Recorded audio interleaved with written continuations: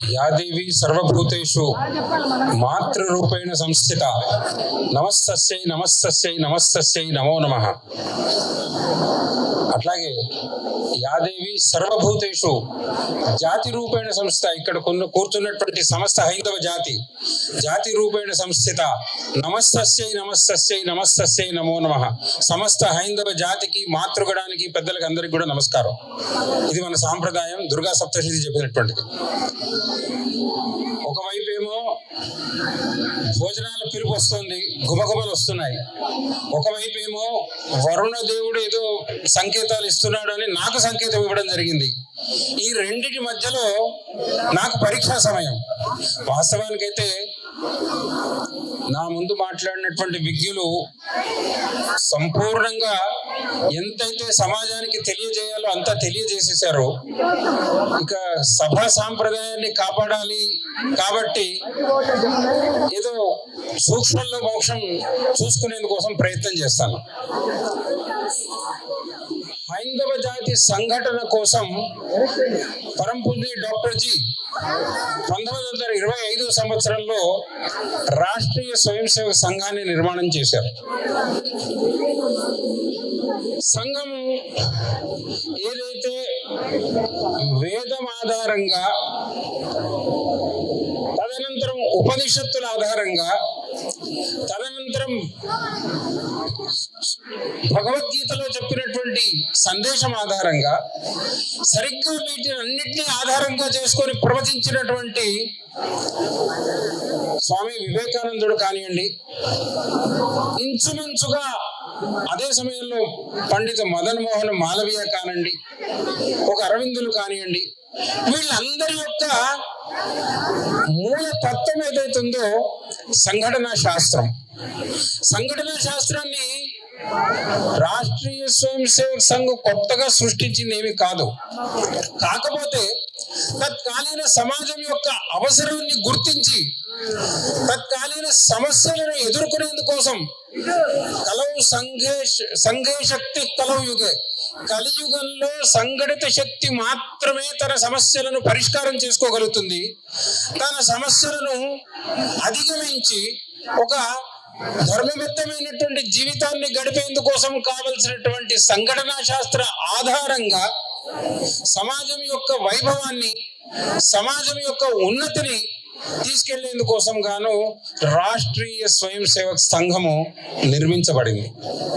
ఇది ఒక ప్రతిక్రియావాది సంఘటన కాదు, లేదా దేనితోటో కంపారిటివ్ స్టడీ లేదా కంపారిజన్ తోటి వాళ్ళతో తులనాత్మకంగా మనం పెరిగేందుకు అటువంటిది కాదు. ఈ మాతా భూమి పుత్రోహం పృథివ్యా అని స్వయంగా వేదం చెప్పింది. ఈ భూమి నా తల్లి, ఆ తల్లి కడుపున పుట్టినటువంటి వాడిని నేను.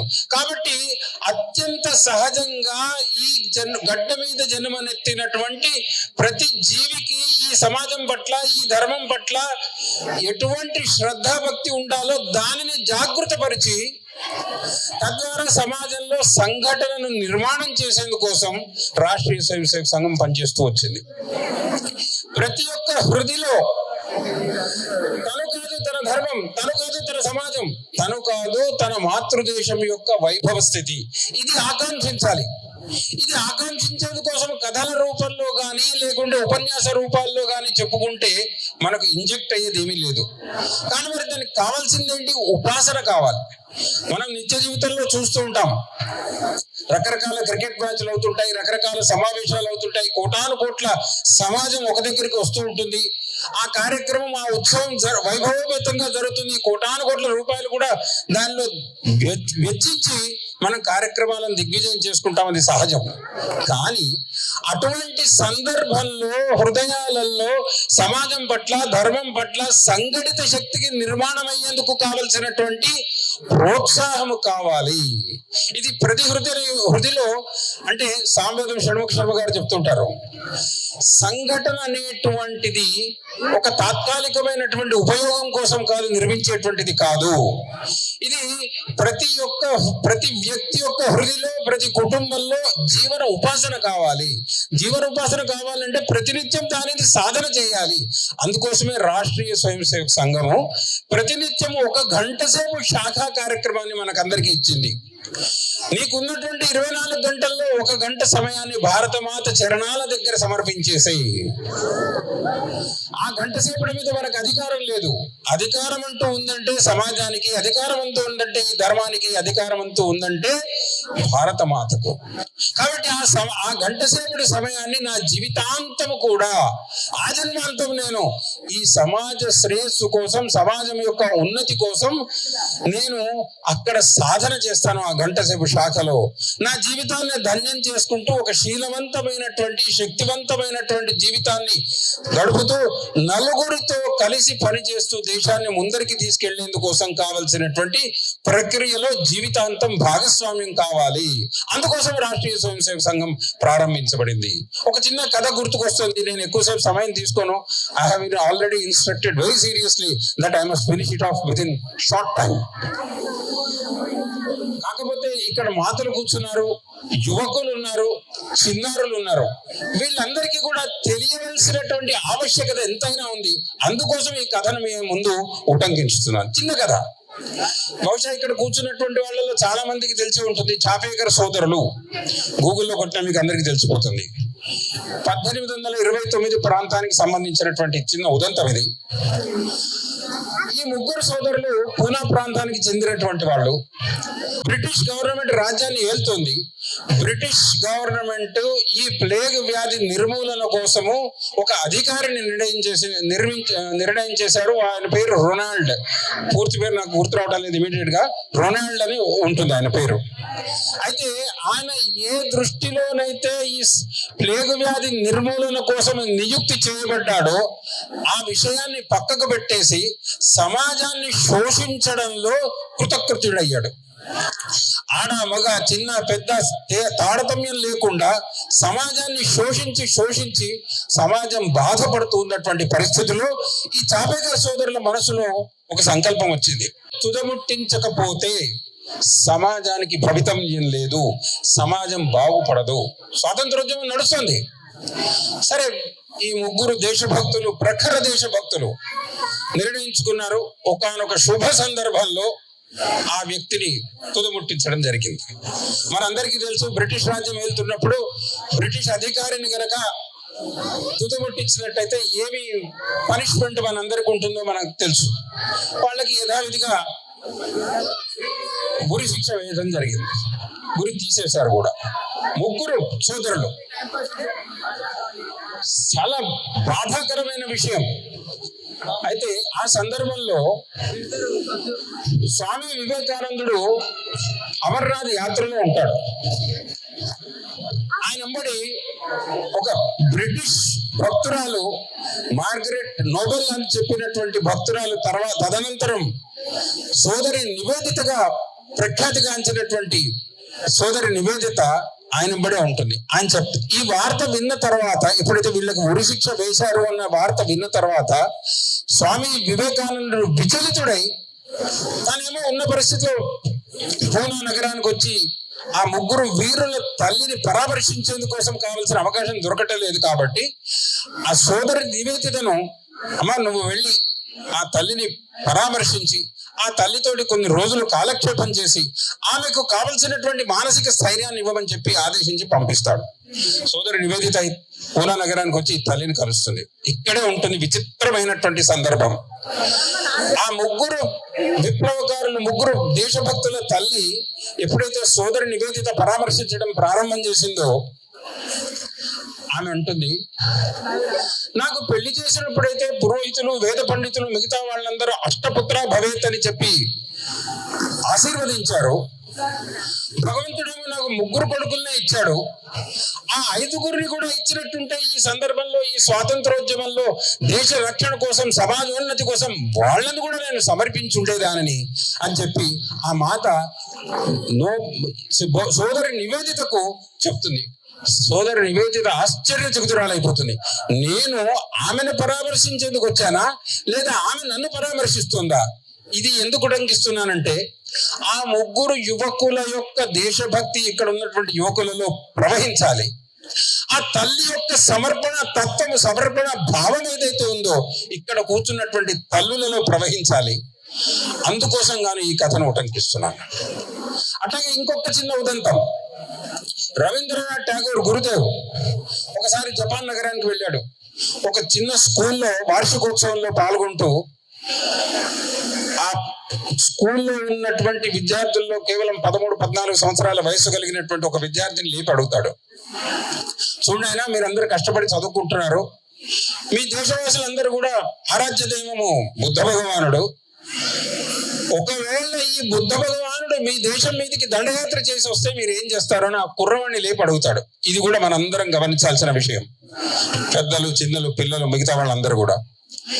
ఆ పిల్లవాడు ఏమాత్రం ఆలోచించకుండా, ఎక్స్టెంపర్, క్షణం కూడా ఆలోచించకుండా, మేము ఆరాధిస్తున్నటువంటి భగవంతుడైనప్పటికీ మా ధర్మం పట్ల గాని, మా దేశం పట్ల గాని, మా సమాజం పట్ల గాని హాని చేకూర్చినట్టయితే హతమార్చేస్తాం. ఇంతే క్షణంలో చెప్పినటువంటి జవాబు. అంటే ఒక చిన్నారి వయసులో ఉన్నటువంటి కుర్రాడి హృదయలో తన ధర్మం పట్ల, తన దేశం పట్ల, తన సమాజం పట్ల ఎంత తీవ్రమైనటువంటి ఆవేదన ఉన్నది అనేటువంటి దానికి ఇది తార్కాణం. సరిగ్గా ఇటువంటి తత్వాలను అన్నిటినీ ఆధారంగా చేసుకొని రాష్ట్రీయ స్వయం సేవక సంఘం యొక్క నిర్మాణం జరిగింది. పరంపూర్ణి డాక్టర్ జీ సంఘాన్ని ప్రారంభం చేసేందుకోసం కాంగ్రెస్ లో తిరిగారు, విప్లవకారులతో తిరిగారు, దేశమంతా పర్యటన చేశారు. వారికి స్ఫూర్తి ఎవరంటే స్వామి వివేకానందుడు. స్వామి వివేకానందుడి యొక్క ఆలోచన స్రవంతి కానీ, స్వామి వివేకానందుడి యొక్క బోధనలు కానీ ఇప్పుడు మొదలు పెడితే రేపు సాయంత్రం వరకు మాట్లాడుకున్నా సరిపోదు.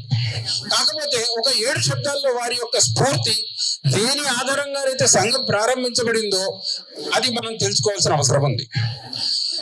సరిగ్గా స్వామి వివేకానందుడు ప్రపంచ దేశాలకు వెళ్ళి శ్రీమాత అనుగ్రహం, గురువైనటువంటి రామకృష్ణ పరమహంస యొక్క ఆశీర్వచనం పొందిన తర్వాత ప్రపంచ మత మహాసభలలో చికాగోలో హైందవ ధర్మాన్ని ఒక సింహంలా గర్జించి పరిచయం చేశారు.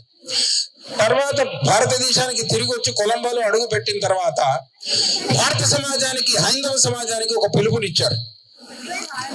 రాబోయే 50 సంవత్సరాల పాటు మీరు సకల దేవీ దేవతల యొక్క ఉపాసనను పక్కకు పెట్టి కేవలం భారత మాతను మాత్రమే ఉపాసించండి. అంటే వారి అర్థము మిగతా దేవీ దేవతలను పక్కకు పెట్టడం అంటే ఏదో ఇచ్చేయటం అని కాదు. భారత మాత సకల దేవీ దేవతల యొక్క సమష్టి రూపం, అందుకోసం ఆ దేవతను పూజించాల్సిందే, ఆ దేవత గురించి ఆలోచించాల్సిందే. 1 గంట సేపు సమయం ఇస్తూ, ఇది చాలా నొక్కి చెప్పారు, 1 గంట సేపు సమయం ఇచ్చి భారతమాత గురించి రాబోయే 50 సంవత్సరాల వరకు మీరు మిగతా ఆలోచనలు కాదు, ఇది మాత్రం ఆలోచించండి. ఎందుకంటే భారతదేశానికి స్వాతంత్రం రావడం ఏదైతే ఉందో అది చాలా సులభం. రేపు ఉదయం సూర్యుడు ఉదయించడం ఎంత గ్యారంటీయో స్వాతంత్రం రావడం కూడా అంతే గ్యారంటీ. కానీ ఏ కారణాల వల్లనైతే మన స్వాతంత్రాన్ని కోల్పోయామో, ఇప్పుడు వస్తున్నటువంటి స్వాతంత్రాన్ని కాపాడుకునేందుకోసం కావలసినటువంటి సంఘటిత సమాజం మన దగ్గర ఉందా, దాన్ని కాపాడుకోగలిగేటువంటి శక్తి ఈ సమాజంలో ఉందా, ఆ సంఘటిత శక్తిని నిర్మాణం చేసేందుకోసమే స్వామీజీ మార్గదర్శనం చేశారు. ఏమన్నారు? మీరందరూ లేవండి, మొదటి శబ్దం లేవండి.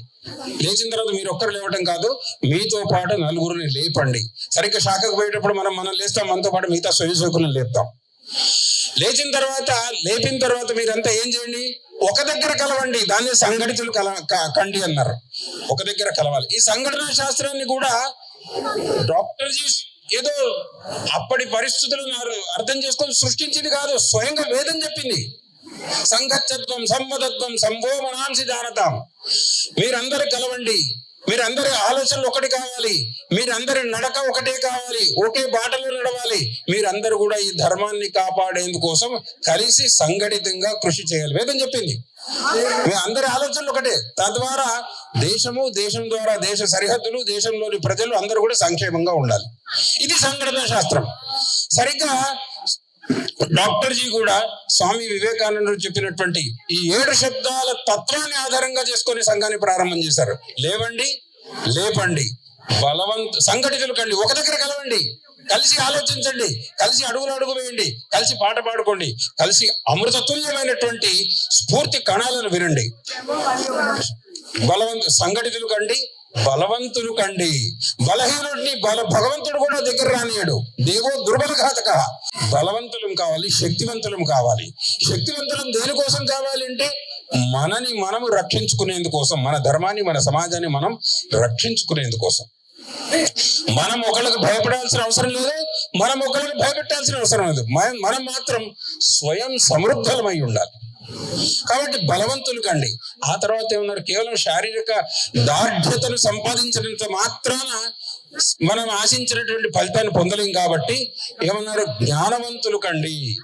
విజ్ఞానాన్ని పెంచుకోండి, మేధా సంపత్తిని పెంచుకోండి. జ్ఞానవంతులు అవుతూ ఇంకోటి ఏమన్నారు, ఇది చాలా ముఖ్యమైనటువంటి ప్రవచనం, సేవకులు కండి. మనిషికి అహంకార రాహిత్యానికి, ఒక చక్కటి విరాగి జీవితాన్ని గడిపేందుకోసం సేవకులు కండి. జీసస్ అంటాడు, ఈ మాటలు వినొచ్చు, తప్పులేదు, I'm servant of the servants. Swami వివేకానందుడు చెప్పిన మాట. నేను సేవకులకు సేవకుడు అన్నారు స్వామీజీ. కాబట్టి మనం సేవ చేసేటువంటి ప్రవృత్తిని నిర్మాణం చేసుకోవాలి. దాంతో పాటు సేవ చేస్తూ ఎవరికి సేవ చేయాలి? ఈ సమాజానికి, ఈ భారత మాతకు, ఈ దేశానికి సేవ చేస్తూ భారత్ను పునర్నిర్మించండి. భారత మాతను జగన్మాత కోసం కావలసినటువంటి కృషిని చేయండి. భారత్ను పునర్నిర్మించండి అని చెప్పాడు. సమాజం ఎదుర్కొంటున్నటువంటి సకల సమస్యలను కూడా రూపుమార్చేందుకోసం కాను మనం సఫలీకృతులు అయ్యాము. ఒక అయోధ్య మందిరం విషయం కానివ్వండి, ఒక నిలక్కల్ చర్చ్ విషయం కానివ్వండి, ఒకటి కాదు, ఇవాళ 1,25,000 సేవా కార్యక్రమాలు దేశంలో చేస్తున్నాం. వీటన్నిటికీ మూల ఆధారం ఏదైతుందో ఆ 1 గంట సేపు నిత్య శాఖలో మనము పొందుతున్నటువంటి సర్వాంగీణమైనటువంటి ప్రేరణ, దాని ఆధారంగానే ఇవాళ మనము దేశం మొత్తంలో కూడా ఒక హిందూ వాతావరణాన్ని మనం చూడగలుగుతున్నాం. ఎందుకంటే వయం రాష్ట్రే జాగృయామ పురోహిత.